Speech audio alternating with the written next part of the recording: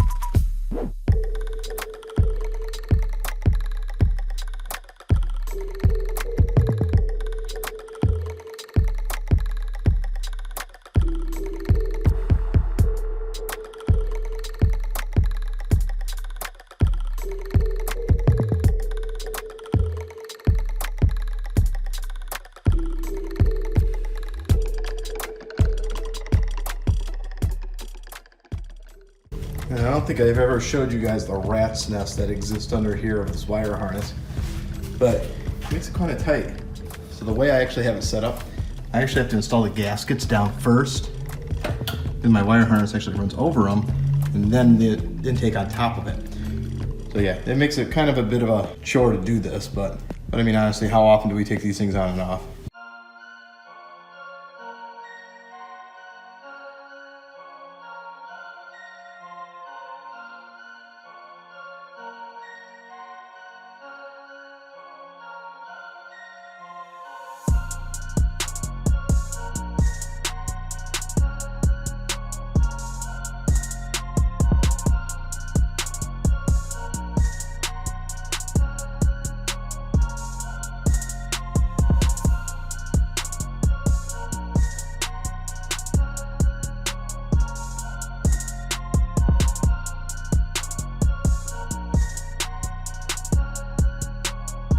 All right, so I don't know if you guys will be able to see this, but let's see if we can get that light in there.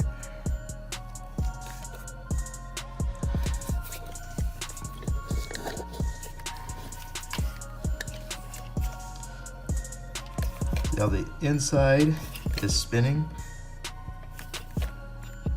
but the outside's not. So that's what's wrong with both of these.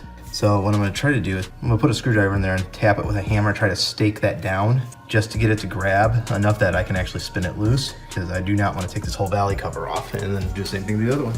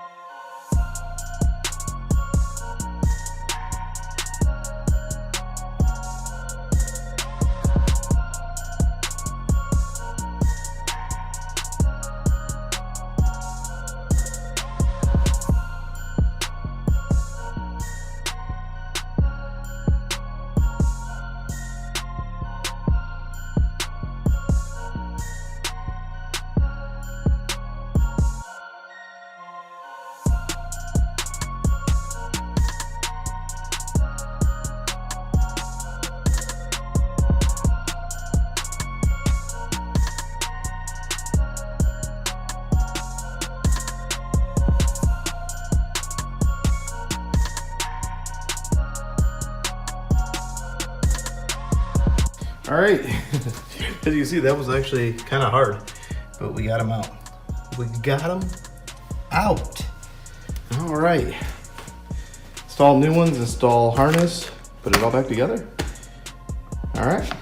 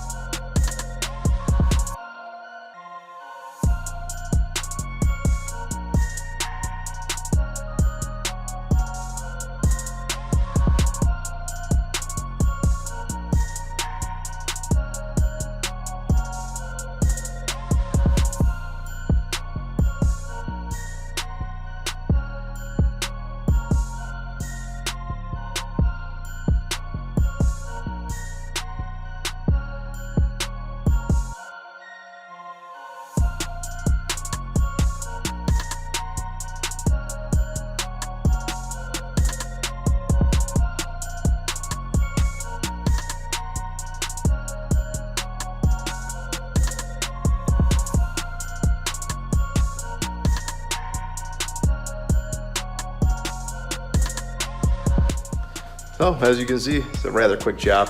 Only issue I ran into was those knock sensors spinning, which was actually what was wrong with them. But so you kind of see, tore them up a little bit, mangled them.